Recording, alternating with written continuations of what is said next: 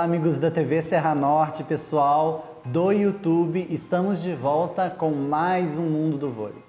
Pois é, 2017 está chegando ao seu final, mas a gente ainda tem muito o que falar sobre voleibol ainda este ano. Então a gente não vai perder tempo e vamos direto falar da Superliga Masculina, que teve aí a disputa da sua 11ª e última rodada do turno. Bom, nessa rodada todos os jogos ficaram no 3-0, então não esperem muita emoção não, mas a gente tem coisa para falar. O Vôlei Renata derrotou por 3-0 o Maringá com parciais de 29-27, 25-20 e 25-16. Pois é, pelos paulistas o maior pontuador foi o oposto Vissoto, que ainda levou para casa o Viva Vôlei com 17 pontos na partida. O Vôlei Renata aí vem engrenando a cada rodada e crescendo em desempenho e parece que vai dar muita dor de cabeça para os grandes. No segundo jogo da rodada, a gente teve o Juiz de Fora Vôlei perdendo também por 3-0 para o Corinthians. As parciais foram de 16-25, 23-25 e 22-25. Os maiores pontuadores foram o Rafael Marcarini e o Rodrigo Nascimento, com 11 pontos cada um. Mas quem levou o Viva Vôlei foi o ponteiro Fábio. Corinthians segue aí essa trajetória, ainda não conseguiu vencer nenhum grande, mas para sua estreia na Superliga vem mostrando um trabalho muito bacana. O Caramuru venceu e por 3-0 a equipe de Montes Claros. Foi bem disputado, hein? As parciais 27-29, 23-25 e só o último set que teve um pouquinho mais de facilidade. Aí a equipe do Caramuru que venceu por 16-25. O maior pontuador do jogo, que também ficou com o Viva Vôlei, foi o ponteiro Leozinho, que fez 15 pontos na partida. Caramuru aí começando a desencantar na Superliga.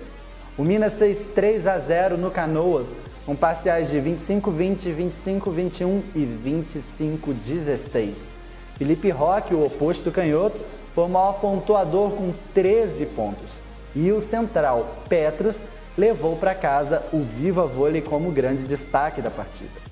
Fechando aí a rodada, a gente teve o tão esperado duelo entre SESI São Paulo e Sesc Rio de Janeiro. O Sesc aí, que teve o retorno do livro Thiago Brandel, não se apresentou bem nesse jogo e acabou sendo derrotado pelos paulistas com parciais de 25-17, 25-20, 16-25 e 25-18. O SESI levou por 3-1 no jogo que foi um dos mais disputados da rodada. O maior pontuador foi Douglas Souza com 17 pontos e o Lipe levou o Viva Vôlei para casa. Bom, nesse jogo aí o time do Rio jogou bem abaixo, a recepção não funcionou. O João Rafael, que está de volta à equipe, ainda não conseguiu alcançar o nível de voleibol que vinha apresentando no início do campeonato. O oposto Gigante Renan pouco acrescentou à equipe e o Rio de Janeiro saiu aí com uma derrota importante, visto que se tivesse vencido a partida por 3-1 ou 3-0, seria hoje o líder da competição. Bom, agora a gente vai direto para a primeira rodada do retorno feminino. Pois é, as meninas já estrearam no retorno e a gente teve uma rodada inteira na última terça-feira, né? A gente teve o primeiro jogo na segunda entre Brasília e Fluminense e o restante todo da rodada na terça-feira. Na segunda-feira, o Brasília foi derrotado pelo Fluminense de virada por 3-1 com parciais de 25-22, 22-25, 15-25 e um feio 11-25. Pois é, o último set o Brasília não entrou em quadra e quem comandou a vitória das tricolores foi a oposta Renatinha com 17 pontos. E ela, sempre ela, Taizinha, levou para casa o Viva Vôlei em mais uma atacada na partida. O Praia segue fazendo vítimas no torneio e dessa vez o Valinhos foi a pedra da vez. 3-0, parciais de 25-13, 25-20 e novamente 25-13. Fabizona foi a maior pontuadora e também Viva Vôlei da partida, com 15 pontos. Nessa partida, a Super Central Valeuska não pôde atuar, né? Natasha entrou em seu lugar, porque Valeuska se recupera de uma lesão no tornozelo. A gente espera que a Valeuska volte rapidamente. Aí uma veterana que está jogando o fino da bola, é a melhor atacante da Superliga e também a melhor bloqueadora até aqui. O Vôlei Bauru, com Tiffany comandando a equipe, desencantou mais uma. 3-1 em cima da bem estruturada equipe do Pinheiros, com parciais de 25-18, 25-22, um apertado 24-26 e um quarto set terminando em 25-16. O Viva Vôlei foi para a Tiffany, que foi a maior pontuadora, fazendo 25 pontos na partida. Depois de uma estreia não muito boa contra o São Caetano, Tiffany começa a mostrar seu potencial e aí a gente deixa as polêmicas à parte e exalta a boa partida da jogadora. O Sesc Rio de Janeiro enfrentou o SESI São Paulo e aplicou 3-0 nas lanternas da competição. As parciais foram 25-20, 25-14 e 25-13. As maiores pontuadoras da partida foram a Central Vivian e a Ponteira Penha, ambas com 11 pontos. Mas quem levou o Viva Vôlei para casa foi a super levantadora da seleção brasileira, Robertinha. Jogaço de muito alto nível, muito disputado, aconteceu entre São Caetano e Minas Tênis Clube. O São Caetano levou no tie-break por 3-2. Os parciais foram de 25-18, 16-25, 25-22, 16-25 e 15-10 no tie-break. Rosa Maria foi a maior pontuadora do jogo com 20 pontos, mas não conseguiu evitar a derrota de sua equipe.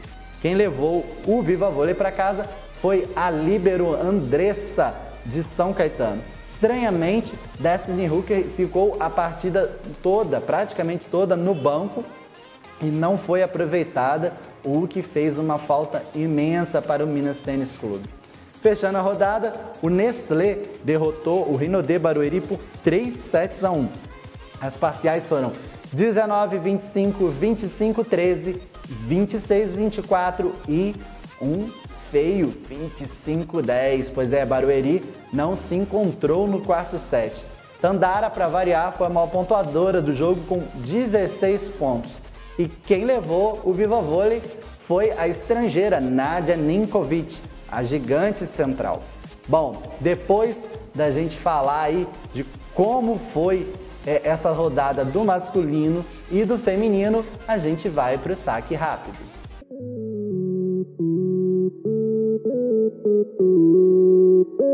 Bom, e a gente começa o saque rápido de hoje falando de Copa do Brasil Feminina. Pois é, na última sexta-feira, Dentil Praia Clube, Sesc Rio de Janeiro, Vôlei Nestlé venceram os seus jogos e garantiram vaga na próxima fase. O Camponesa Minas já tinha conseguido um lugar na fase decisiva na última quinta-feira. As semifinais da competição irão acontecer nos dias 18 de janeiro e a grande decisão no dia 19. As 3 partidas serão realizadas no ginásio Jones Mimoso, em Lagoas. Os primeiros confrontos serão entre Praia e Minas e também Sesc e Nestlé. O Dentil Praia Clube, que já vai bem na Superliga, sendo o único invicto da competição, conseguiu um lugar na semifinal ao superar o São Caetano por 3-0 com parciais de 25-16, 25-16 e 25-14 em 1h20 de jogo. Em outro confronto decisivo, o Vôlei Nestlé venceu o Rinodê Barueri também por 3-0, parciais de 25-15, 25-20 e 25-15 no José Liberati. A levantadora Fabiola elogiou muito a atuação da equipe, que vem crescendo a cada partida. O Sesc Rio de Janeiro deu uma grande virada e carambou o passaporte para a semifinal ao derrotar o Pinheiros por 3-2. com parciais de 23-25, 24-26, 25-19, 25-22 e 15-12, com mais uma grande atuação da ponteira Casiele, que veio do banco. O Minas derrotou o Fluminense por 3-1, com parciais de 25-15, 23-25, 27-25 e 25-20. Bom, entre as semifinais e a final dos dias 18 e 19, infelizmente, apenas a grande final vai ser transmitida a partir das 21h30 na Sport TV. Uma pena, né? Um campeonato bem interessante, um campeonato rápido, poderia ter mais jogos transmitidos, mas a gente só sabe que aí na próxima sexta-feira do dia 19 de janeiro, já em 2018, desculpem, a gente vai ter aí a transmissão da grande final da Copa do Brasil.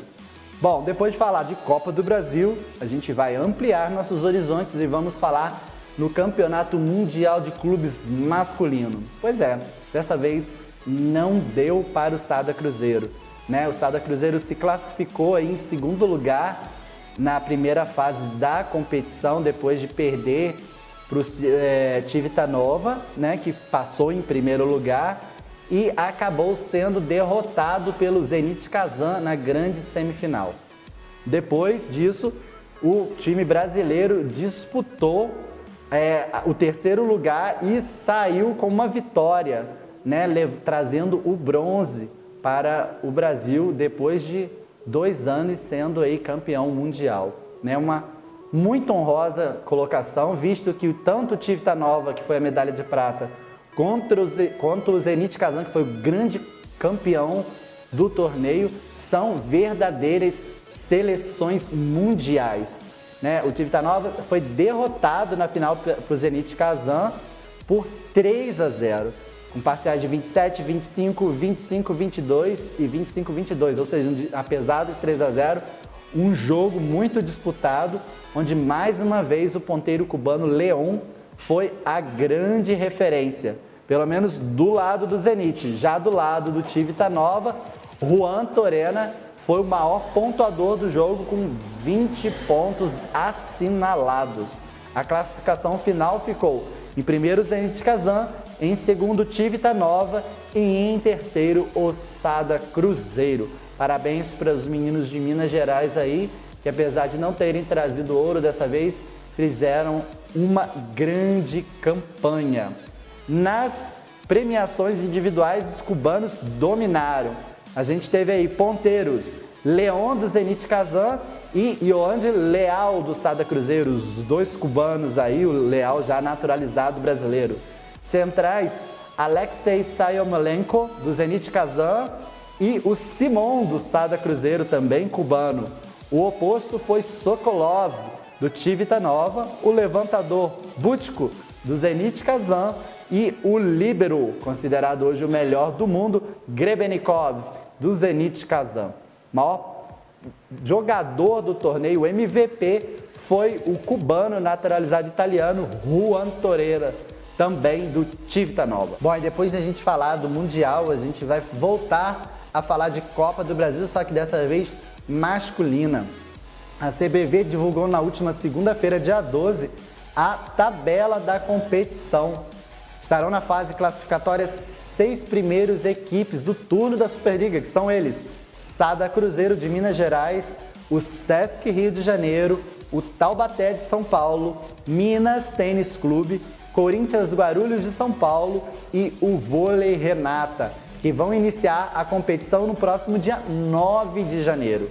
O SESI, que vai sediar a fase final, já está garantido na semifinal e por isso o time de Campinas, que é o 7º, entra na competição. Os 3 times vencedores se juntarão ao SESI para a disputa das semifinais a partir do dia 25 de janeiro e a grande decisão acontecerá no dia 27 com transmissão ao vivo da Sport TV. Essa é a 4ª edição do torneio e o atual campeão é o Funvic Taubaté. Boa sorte aí para os meninos, que a gente fique de olho aí, que é uma competição bastante interessante, né? Só craques mesmo. E aliás, falando em craques, A gente vai falar de uma jogadoraça agora no Personalidades do Vôlei.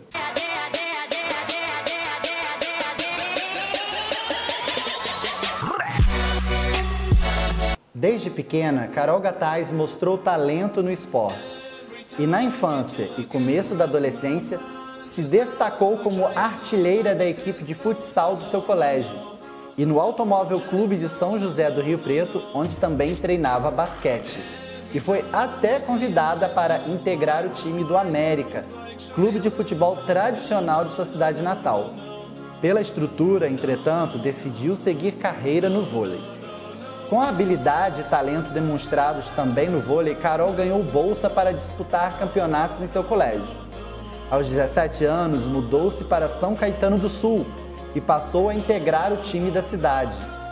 Ainda em 1988, teve a oportunidade de disputar uma Superliga e conquistar seu primeiro título, o Campeonato Paulista Infanto-Juvenil. O início na região do Grande ABC foi excelente e a temporada seguinte trouxe outros 4 troféus, todos na categoria juvenil: o biestadual, o brasileiro e o sul-americano, incluindo o prêmio individual de melhor bloqueio da competição, além também do vice-mundial. A partir de então, a carreira de Carol Gataz decolou. A jogadora se firmou como um dos principais nomes da equipe de São Caetano. Em 2000, se transferiu para o Rexona, mas retornou ao ABC Paulista no ano seguinte. A primeira convocação para a seleção brasileira adulta veio em 2003. A partir de então, Carol Gataz passou a ser nome sempre lembrado pelo técnico José Roberto Guimarães e começou a colecionar títulos defendendo as cores do país. O currículo de conquistas vestindo a camisa dos clubes também começou a ficar mais recheado quando Carol Gataz foi contratada pelo Osasco Finasa. Com o time paulista, foi campeã das principais competições no vôlei mundial. Após uma passagem pela Itália em 2007 e 2008, quando jogou pelo Monte Schiaviese, voltou ao Brasil para defender o Rexona, no Rio de Janeiro. Na capital fluminense, seguiu colecionando troféus dos campeonatos mais badalados do planeta. Além de ser um dos maiores nomes do vôlei brasileiro na primeira década do século XXI, Carol Gataz também se caracteriza pelo talento demonstrado fora das quadras. Pela sua beleza, a meio de rede se destaca e já foi eleita uma das musas do programa Esporte Fantástico da TV Record. Pela sua inteligência e conhecimento, foi convocada pelo Sport TV para comentar os Jogos Olímpicos de Pequim em 2008 e o Grand Prix de 2010. Na TV Globo, foi comentarista na final do Grand Prix de 2011 e de algumas finais da Superliga. Durante o Grand Prix, teve coluna assinada e publicada no diário Lance. Desde 2014, Carol é uma das grandes estrelas do Minas Tênis Clube.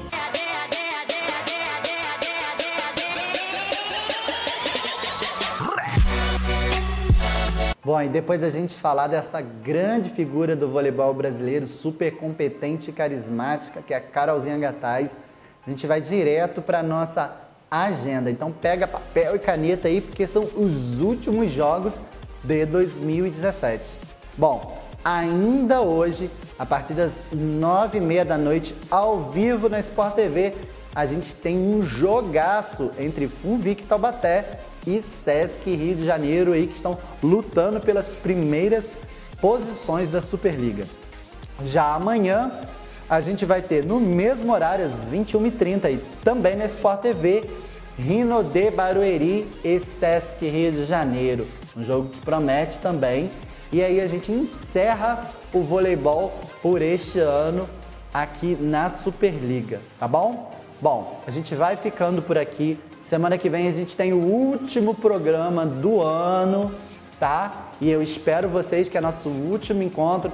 Janeiro, esse apresentador que vos fala estará de férias, mas não vai deixar vocês na mão. A gente vai ter um programa mais curtinho aí, mais descontraído.